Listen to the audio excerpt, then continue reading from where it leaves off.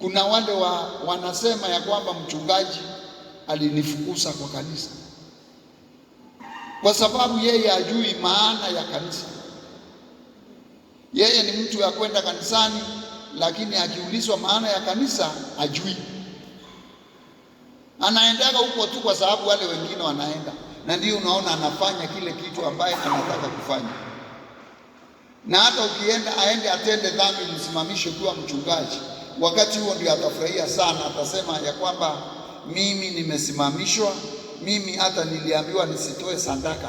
Kwanza yeye atakuwa anasimama kwa hiyo, kwa sababu ajui kile ambacho anafanya katika nyumba ya Bwana. Praise the Lord. Ni vizuri wewe kujua unakuja katika nyumba ya Bwana kufanya nini. Ni vizuri wewe kujua ni nini inaitwa ibada. Ni vizuri ujue ni nini inaitwa sala, ili wakati uko mbele za Mungu uwe unamheshimu Bwana. Na huwezi kuheshimu Mungu kama wewe hauheshimu watumishi wa Mungu, kwa sababu wakati Yesu aliacha watumishi wake kama mitume ndio wamwakilishe, na wakaambiwa nendeni kokote duniani mkafanye watu kuwa wanafunzi wa Yesu. Praise the Lord. Na ndio naona ndugu yetu Paulo ambaye alikuwa akipigana sana na Wakristo, Bwana aliweza kumbadilisha na yeye kuwa kiumbe kipya, na Paulo ambaye alikuwa anaitwa Saulo akabadilishwa na akapigania kazi ya Mungu sana. Kama wewe mwenyewe hujabadilishwa, hauwezi kusema umeokoka, kwa sababu kuna watu wengine hawajui ni nini inaitwa kuokoka. Kama yale matendo uko nayo siku ya leo ndio yale matendo ulikuwa ukitenda zamani, hakuna wokovu uko ndani yako.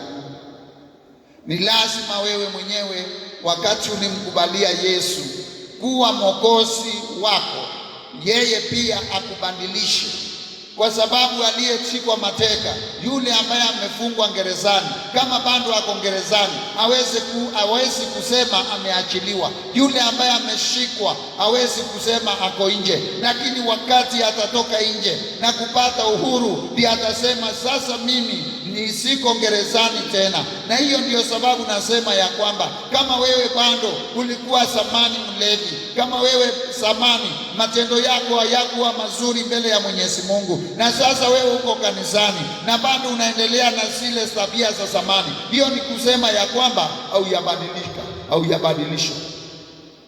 Praise the Lord. Ni lazima ukubali Yesu katika maisha yako, ndio maisha yako yabadilike. Hakuna mwanadamu ambaye ana chombo cha kutenda dhambi. Kama mkono, uko na mkono ya kutenda dhambi. Kama ni mdomo, uko na mdomo wa kutenda dhambi. Kama ni miguu, uko na miguu ya kukanyanga na kwenda mahali pa kutenda dhambi. Kama ni akili, uko na akili unaweza kuielekesha kwa dhambi.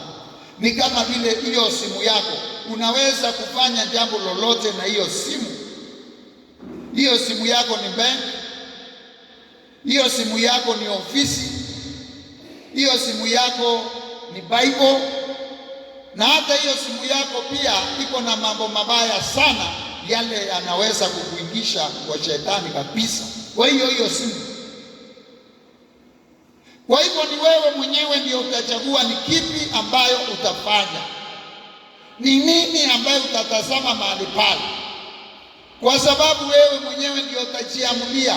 Uko na simu, na hiyo simu imebeba mambo mengi, hata mengine hatuyawahi kumaliza. Hata watoto wetu saa zingine wanaielewa kuliko vile sisi tunaielewa. Ndio nakwambia siku ya leo, hiyo simu yako vile utaitumia, vile wewe utafanya naye kazi, na vile wewe mwenyewe utaifanyisha kazi, ndivyo itafanya. Hata mwili wako ni kama hiyo ni chombo hiyo pia vile utafanya nalo kazi. Mwili wako unaweza kuipeleka kwa ule ufalme mwingine ufanye kazi huko, naye ujue kifo kiko karibu, na unaweza amekuleta kwa ufalme wa Mungu, huo mwili wako ufanyie Mungu kazi, na mambo yako yabadilike, na maisha yako yawe mazuri, na Mungu naye atunze mwili wako, kwa sababu mili ya wale ambaye wamekaa katika huduma, wale ambaye wamekaa katika nyumba ya Bwana, siku zao za uzoni, siku zao za uzee, ukiangalia waliotumika vibaya utajua, na wale wametumika vizuri tangu ujana utawaelewa, kwa sababu Mungu mwenyewe analinda wale ambaye wanamtumikia. Mili ya wale ambaye wanatumikia Bwana, Bwana anailinda kwa sababu ni chombo chake. Mungu linda kile chombo chake. Ama wewe unaleta habari njema katika dunia hii, unaletea watu wa Mungu habari njema, wewe ni chombo cha Bwana, na Bwana lazima achunge chombo chake. Praise the name of living God. Bwana asifiwe. Ni lazima Mungu achunge chombo chake. Bwana asifiwe. Tunapoangalia ndugu yetu Paulo katika hiki kitabu cha Timothy ama 1 Timothy 6 mstari wa 7, ama tuanzie kwa 6.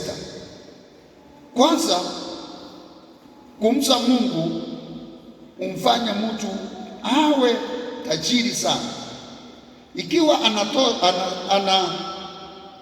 anatosheka na vitu vya alivyo navyo. Kumcha Mungu, kwitikira Mungu kutuma mtu akagitonga. Kumcha Mungu kunafanya mtu awe nini? Tajiri. Ni kwa sababu gani? Ni kwa sababu wewe mwenyewe utatosheka na kile ambacho uko nacho. Praise the Lord. Utajua ya kwamba ni Mungu upeana, na utajua ya kwamba wakati unahitaji chochote kuna mahali utaenda. Ndio ndugu yetu Paulo anaandikia Timothy, anamwambia kijana yangu, kweli kumcha Mungu kumfanya mtu awe tajiri sana ikiwa atatosheka na vitu alivyo navyo.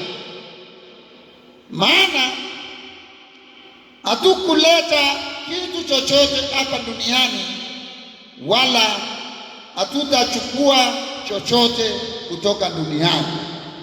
Praise the Lord. Watu ni kusumbuka, wanasumbuka bure. Utakuta watu wengi wanaiba vitu vya nchi. Mtu anaiba mabilioni ya pesa.